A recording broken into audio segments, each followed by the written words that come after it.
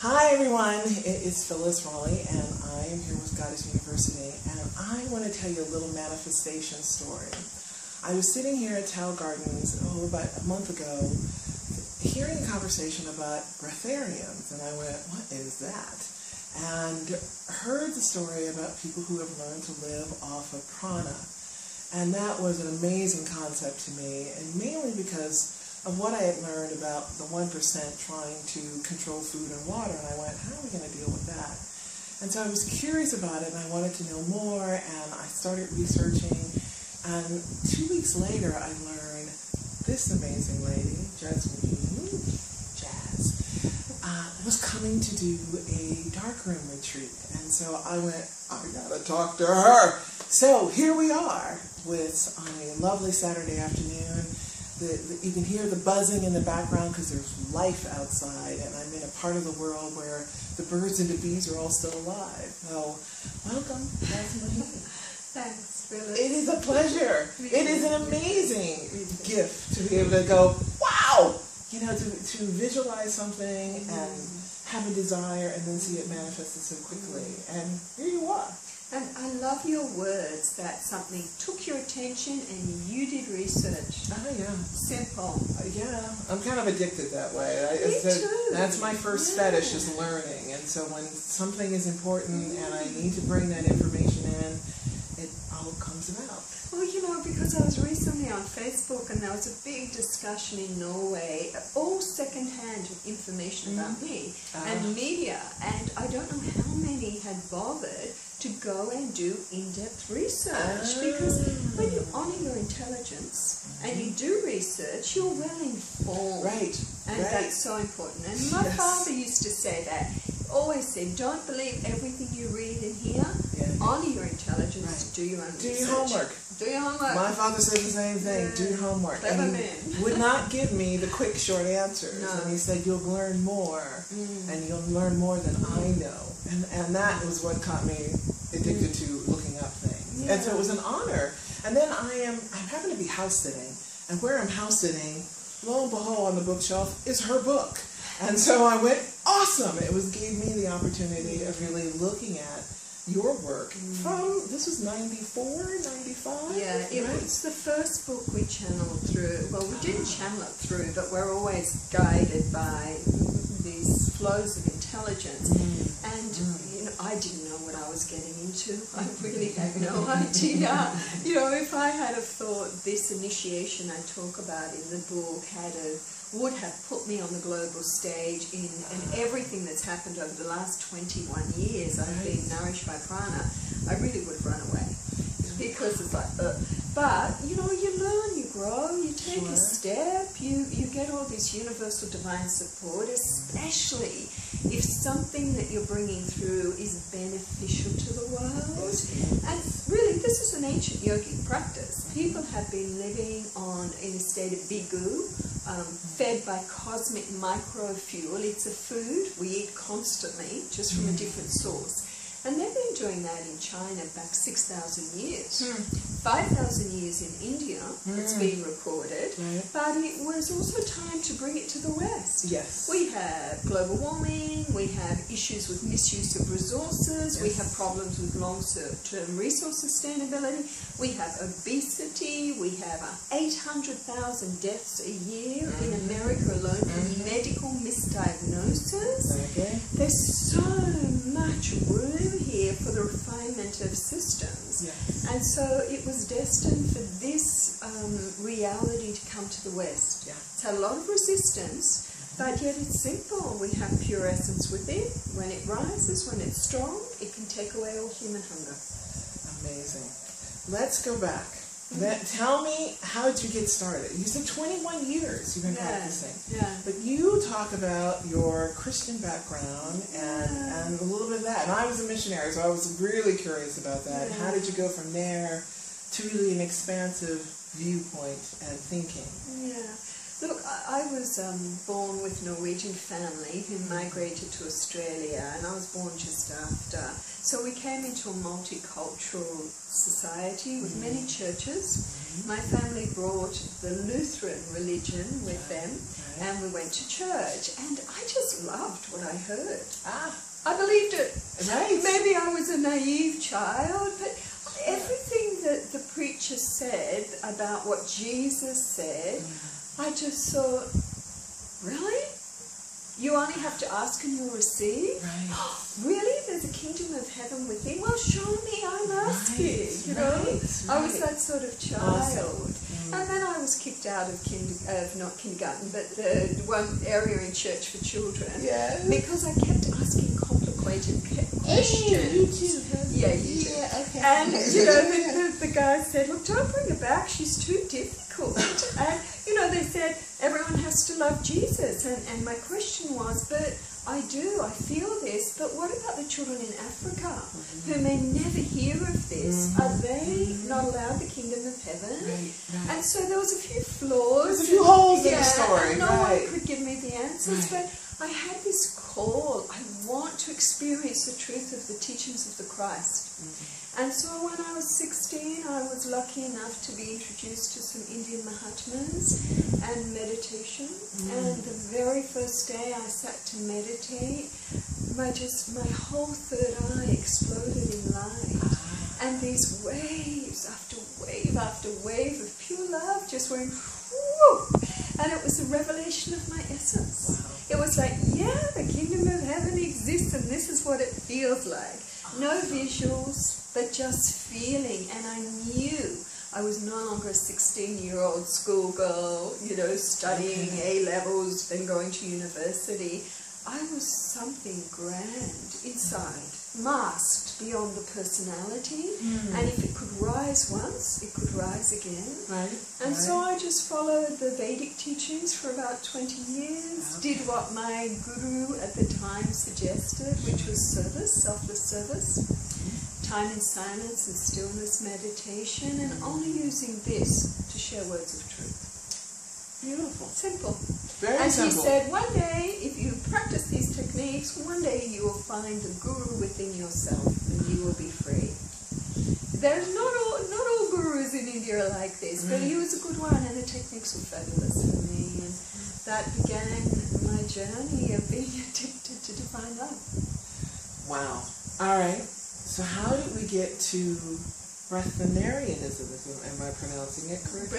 Breatharianism. All right. How did we get to there? Because I understand the meditative practice, and many of us have found that, and I'm glad you're sharing about it's time for the West to learn, and it's time for the world to learn that it was not against those options. But the options, life-saving options, in many instances, and spirit and soul-saving. But this was a particular practice that is not part of the regular. You don't go to a yoga studio and find too many folks going, we're not eating this month, okay?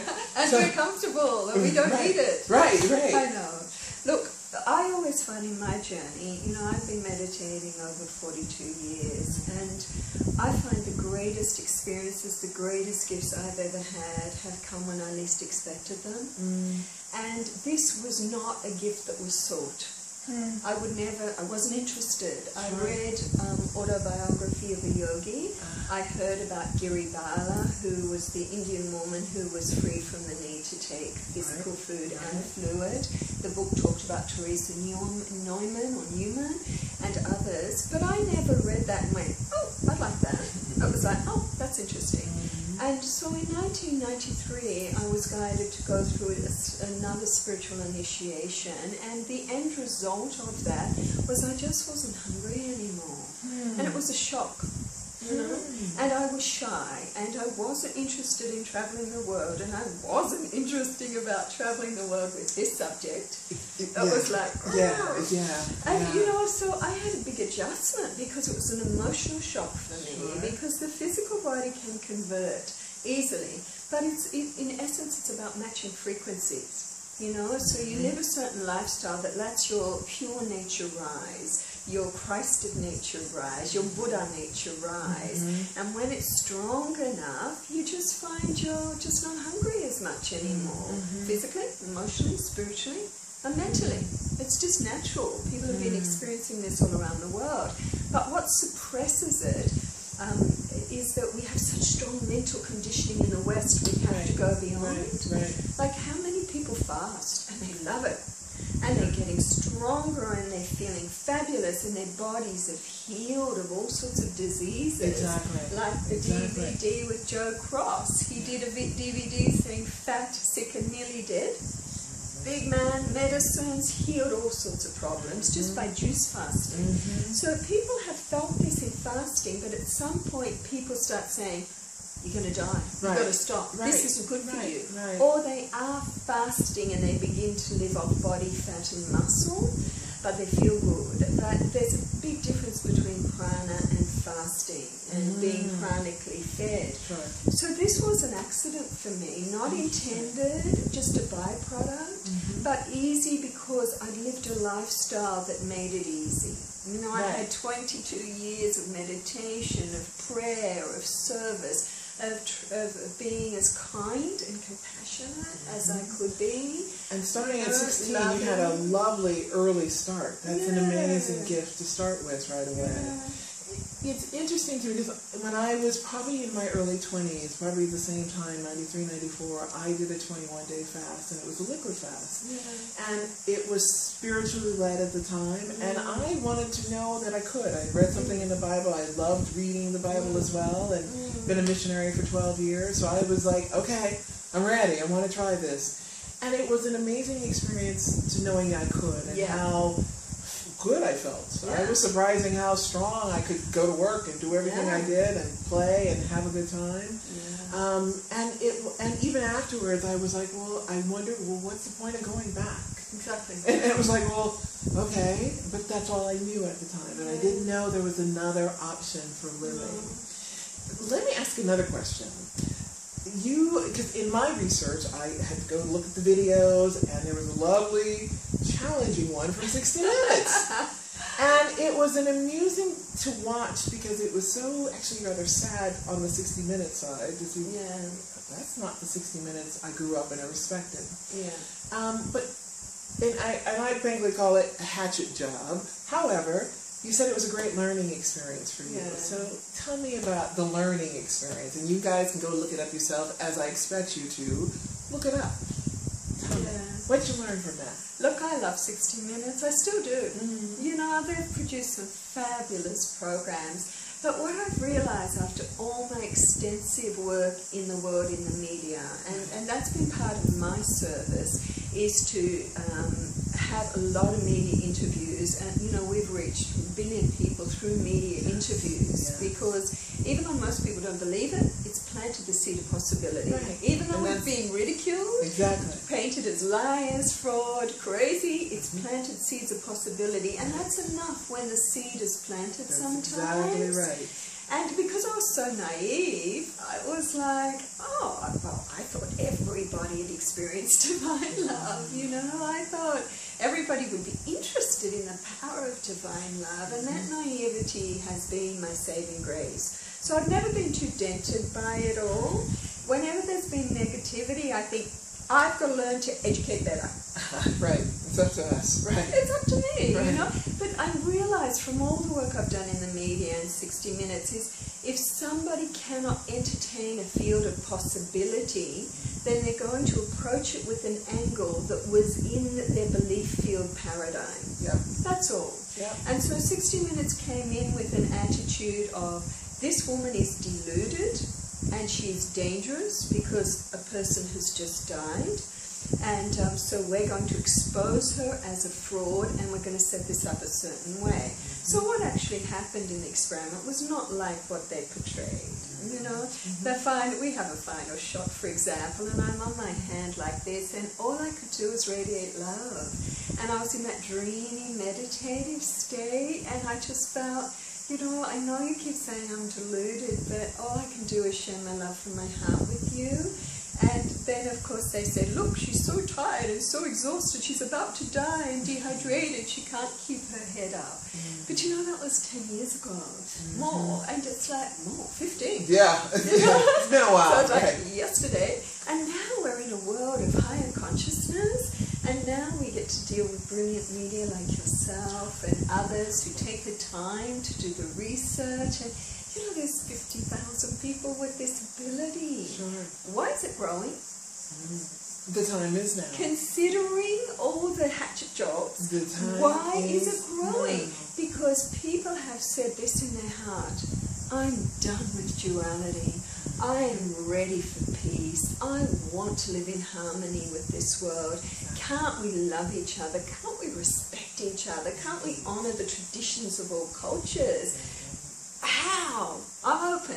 And so all this intelligent quantum field has gone, well, now you guys are asking, yes, there are other ways, other systems of operation. You know, and here's some examples. We don't say stop eating. We just simply say, hey guys, there's cosmic micro fuel. It's inside you as your God self, as your essence Christed nature. Align to it, let it rise, let it nourish you from the inside out. And if you want to take a little yummy, yummy stuff for pleasure, why not? Do so. Enjoy the pleasure. Enjoy that. Enjoy But the don't pleasure. keep consuming world's resources like you are. Yes. Watch your health. Look at Yes. obesity. Look at these rising diseases that are costing billions of dollars because of lack of education into alternatives. Exactly. And it's been a challenge now as we realize now the word organic means nothing. And so as you are going through a grocery store, and now I'm living in Thailand and finding a challenge, one language, and going, ooh, are they understanding GMO at all? And realizing I don't want to eat poison. And so what is the option if you're not going to eat poison? There is an option. You don't need the food. And one of the things I have been motivated by in this work was the goal is ascension. And you talk about Dr. Stone's work, which I'm reading now, on the path for ascension. And this was a beautiful piece that just fit in with that understanding that our growth is not about getting on a plane or a spaceship and going someplace else. It is spirit, and it is, you know, we don't need the physical body. We are spirit beings having a physical experience. That was it. And I'm like, the physic is not where we're locked into anymore. We have been so stuck in that third dimensional existence that we've got to protect this thing. But this thing we don't need. We have much more ahead of us, and I love that process. It's nice to look at both, though, because to me, this body is the Holy Grail. Why? Because it houses the divinity we are. So we need to treat it well, and we need to be educated into good health programs, healthy living, and that's happening all around the world. People meditating, they're doing yoga, they're eating lighter, they're eating more food, they're juicing, they have been more organically led. But it's also a time of descension, not ascension. In fact, we're being invited to align our bodies, make them strong, so there's the full descent of spirit from the higher dimensions to flow through and radiate out through us, so we can zip it and be it and let spirit do the work. Even better. Even better. Even better. Even better. But that means your bodies have got to be able to handle the frequency of this fully enlightened nature that is ready to flow from source point, is already flowing from source point. You know, and with humanity, it's like you can identify with form and personality, which keeps us in duality and suffering and the highs and lows, or we can drop back and identify with formlessness, which is always flowing through form. So what feeds me and the Breatharians is that we are aligned and know how to allow formlessness to flow through us like wind through a tunnel, and then those little cells have filaments and they go and take it all and in. they eat from that. And then we're like, ooh, different nourishment. It's like petrol for the car, you know? You know, and supreme or not so supreme. But you're going for the real supreme. Yeah. It's such a wonderful combination with quantum physics and understanding that our cells are made up of nothing. but potential. Patterns of energy. Even better. Patterns of energy. And This so whole body, feeding it. patterns of energy. Right. And so we just need to feed that. And So where do we start?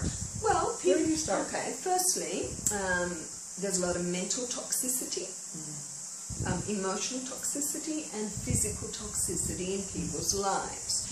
And because they're living on the external nature of their being, then that toxicity breaks this beautiful mechanism down. They age quite quickly. We have huge incidence and rising of cancer and other diseases in our world. So the Indian yogis say, turn your senses inside. Stop watching so much outside.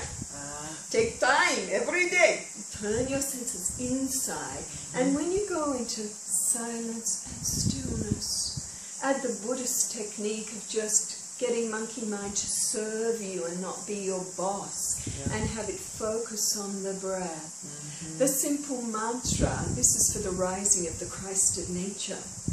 Give monkey mind a job. The monkey mind is here to serve us, not to run our lives. So 3 mantras with the breath. I am on the inhale, and on the exhale, love. What is our Christed nature if not pure love? On the next one, I am infinite. What is God if not everywhere? I am eternal. They're the 3 attributes of our Christed nature, our Buddhist nature, Buddhic nature.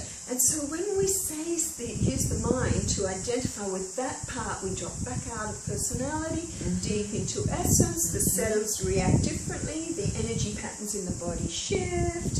You know, I am pure peace. I am joy of infinite love. I exist in pure bliss. I may not know how, but this is what I'm open to, and I'm asking this intelligent quantum field, teach me how. Give me an experience of my divinity that is so amazing that I will never have doubt again. Show me the perfect pathway for me so I can come back into the truth of what every single holy messenger has ever shared before it got polluted by the different interpretations. Go direct to the Christed source. Go direct to the Buddhic source. Go direct to this. I thank you for saying that. It's not go take a class, go sign up here, go read a book. It's go inside.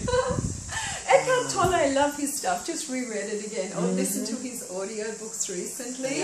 And after reading it a long, long time ago. And he talks about the power of now. So I'm reading that right now as well. So nice. It's amazing. The life force, the real life force. And what it offers. Stillness speaks. Silence is the language of God. You know, and everyone has a perfect, pure, already ascended, enlightened being living inside you. But is it strong or weak? Well, if you focus too much on the external world, it gets jump over it.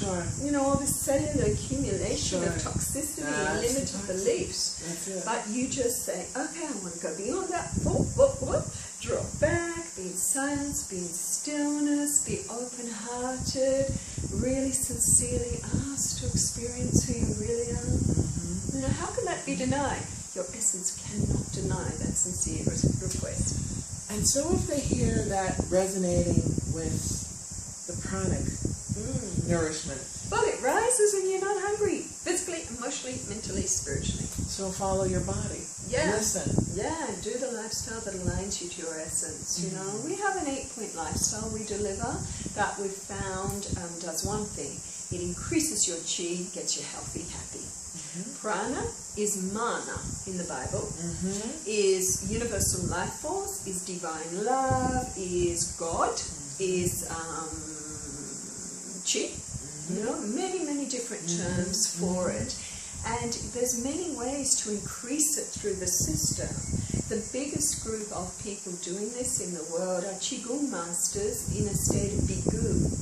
They practice the ancient Chinese tradition of Qigong. And they're peaceful and they're compassionate and they move energy and, you know, so beautiful. But they don't talk about it. You know, most people don't talk about it because They would rather focus on Chi as a healing mechanism, as bringing happiness and health, which is important. Yes, we'll take that too. Then we have others in the Muslim tradition, and they do Ramadan, with different attitudes regarding that as well.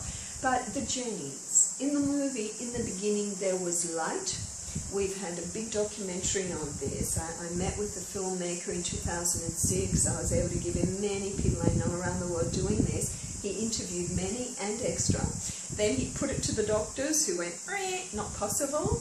And then slowly through the movie, he addresses skepticism, gives examples, proof, goes to India, talks to quantum physicists. Till the end, the doctors go, well, maybe it is possible. All right. They break them down from their own, So let's just say, what if it is? What if it is? What if you can be nourished from the inside out?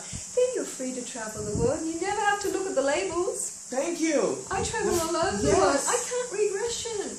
I can't read Thai. I'm so glad that when I travel I need to take no physical food. Nice. But I can if I want. So you just finished 9 days in the dark room, which is 9 days of absolutely no light, living, sleeping for 9 days. With the largest group you've had in the room, 45? Oh, that's about average. Okay, because We're it fills filled a room, right? It fills a room. We're always filled up. And that is so. So no food, no light, lots of silence, lots of solitude, sacred music, and deep meditations together. Nice. Very nice. People love it. They come back and back and back. Yes. So one of the goddesses asked me, well, what about their understanding is receiving the prana is also receiving from sunlight and vitamin D and energy. We don't do the outside in, we do the inside out. Okay, so you don't worry. Don't need to be... Cosmic energy, God force, flows through us all the time, feed off it. Don't need to be... Because what if there's no sunlight? Yes. Not in the dark room. Right. And what if it's one of those countries with lots of rain and clouds and... No, there are solar gazers, and they follow a technique by Hira, Rata, and Manik, and that's great for many people. I do it too, and it's good for clearing vision and many, many other things, because the eyes can receive this energy of the sun directly into the brain. Yes. And it's said that the sun is a grid point carrying pure Christ consciousness. Now, right now, solar flares, and there's been research done that with the solar flares coming in, this is activating the pineal gland in everyone, which is producing more DMT. Yes. Now, DMT is a spirit molecule, and that's what we do in the dark. Exactly. So by depriving the body of sunlight, no light at all, the brain goes into a different level of production with serotonin, melatonin, and DMT. Then using techniques to activate more the pituitary gland, pineal gland, other things we share together in there, and everybody comes out and goes, wow, what a trip. Yes. It was interesting meeting some of the people coming out. They were coming out yesterday, and they're all getting used to the light again. I'm just hearing people's comments, and they were just kind of overwhelmed, some by the noise and the light and being back out in the world again. And yet this is a quiet, peaceful place, and it was just very gently coming back into the world. And it was fun to watch them, and just watch their experiences, and just that they were still on their high, and they're like, wow, that was like amazing. little children, they come out and they have, there's nothing like deprivation, although darkroom's not deprivation because it's so rich in that experience. But you haven't had your physical vision. And one of the things is you realize you're just a point of consciousness, and it's easy to expand awareness way beyond the physical self when you're not got the distraction of vision. But when they come out, it's like, oh, Mother Nature, I've never seen such colors. It's so beautiful, it's so alive, And like, oh, noisy, and even though we're in a really, really beautiful spot. It's amazing. What a place to go in and come out. So what are you doing next? Where do you go next? Well, I've been travelling the world a bit like a busy bee pollinating flowers. Thank you. I appreciate that. Very much a solo journey. And, I only ever go where I'm invited because then the community's ready. And we have some rules with that I received from Spirit. But this year I've received from the Divine Feminine to really open up certain programs for people to come, get all the information and to share around the world. Awesome. Last year I had a vision from the Divine Mother where I just saw connecting women to women in communities in their homes and sharing our 8-point Luscious Lifestyle program. So 1 week it's going to be on meditation, another the power of prayer, another on the power of mastering the mind, another on lightening up the diet, the benefits of that, another on the perfection of treating the body as a temple, another on the power of selfless service, another on the power of time in nature and silence, and another on the power of sacred music. And we know these 8 things, this combination, it's healed people with cancer, it's made people happy, it's made them vibrant, it's made them healthy. So we have a long track record now of this, and it increases chi and aligns to essence. Perfect. Okay? So it aligns you to your authentic self, your true nature. So this year we're actually going to run our first affiliates program where people can come with the embassy fees. That's what I support, the embassy fees. And they'll come to Cancun in Mexico if they want to be part of this. We'll be able to give them official affiliation status with the embassy, and so it can go all around the world, just women connecting with women. So tell me you're going to make that available online for those that can't make it. I want to get to Cancun, don't we all? But because that is an amazing piece, and I think that's exactly the kind of piece. Our goal is to get that information out, and they can find you at your website, which is Jasmuheen.com. Oh, easy enough. I love it. But you see, we already have everything free. We have 560 videos on YouTube. Oh, it's all free. So, all right, do your homework. Okay. Yeah, our websites. We've been so productive over the last 20 years. You've had a few years to work on it, yes. Well, because you're not spending energy on digestion, so your sleep changes. You sleep maybe, for me, sometimes 10 minutes a night, sometimes 4 hours. I'm not cooking, I'm not shopping, I'm not washing dishes. I've got so much time, I have so much freedom, and I have all this creative energy that brings in massive super consciousness mind of pure creativity. And then your intention is only to download and bring through that which is for the highest good of all, so we can upgrade all the systems of operation in our world, so every man, woman, and child is taken care of. You know, at the embassy, our agenda is people first. People living in harmony on one planet. Let's feed everyone. Let's redistribute the resources. Let's give good holistic education, clothing, care, housing, good water. That's the #1 agenda of a highly conscious society. It is not the weapons of war. No, not the trafficking in women and children for the sex trade. Not the production of pharmaceuticals. Not the let's make the rich richer and the poor poorer. Not the me ego game of left brain patriarchal society, but bringing in that matriarchal love energy, so much love until the pendulum swings, not from patriarchal to matriarchal, but back to balance. Woo! Preach! Is that amazing? Is that why I had to bring this lady to you? Okay. When's Cancun happening? So Cancun is happening around the 12th of May. Soon. Yeah. Okay. But look, again, this is a divine feminine game. If you're meant to be there, you'll be there. I know that's how it works. I know that's how it works. Everyone says, look, if I'm really meant to do something, the babysitters come, the resource divine. Look, the divine gives us everything we need. We live in an infinite field of intelligence, love, and abundance. Yes. It's not a lack. No. You know, there's no lack in this flow. And when you're in pure-hearted, selfless service, we are always provided for, and most people know that. So if they're meant to be in Cancun, everything will come. Wow. Or the rest, you know, on our website. We have a whole travel schedule for the year. I travel 5 months. We're in many countries. Awesome. And, you know, from South America, India, right through Europe, Russia, not so much in the States yet. But yeah, just tune in. If you want to come, and Thank you. What an amazing gift. Harpunga, as we said. I love that. Thank you very much. And you're doing wonderful work there too. Well, you know, we get around. I'm blessed. We get around. I meet the amazing. I am blessed. I knew I wasn't the expert in anything, but I knew I could coalesce in conversation and talk to some experts, and they were amazing. And those who were able to share their gifts, I only asked 3 things. You know, what are you doing? Are you doing what you're called to? And are you willing to share it? That's lovely. And you said yes. Thank you. Yeah. Thank you so much. Yeah. Wow, what an honor. It's been an honor to spend time with you. I look forward to not, I knew when I met her, I said, well, I won't be looking for her in the dining hall, but I could find her around. And it's been an amazing experience. Please check out her website, jasmuheen.com. If you can be in Cancun, I hope to see you there. But we look forward to sharing more of the goddesses and what they're doing around the planet. And this is one of the amazing ones that I think is really important for you to know. Thank you. And I have to say there are incredible men out there too. Oh yeah, we love you. We love you. We love you. Come with us. My life would not be so interesting without my husband, which is lovely. There you go. There you go. And these men have the goddess risen within them. Of course. Well, That's need both. why we love them. That's right. We need both. It's not about one or the other. It's about having both of those in our spirits. Good bit of logic, good bit of intuition, good balance, be a complete individual. Yeah. Easy. You heard it from her. Bye.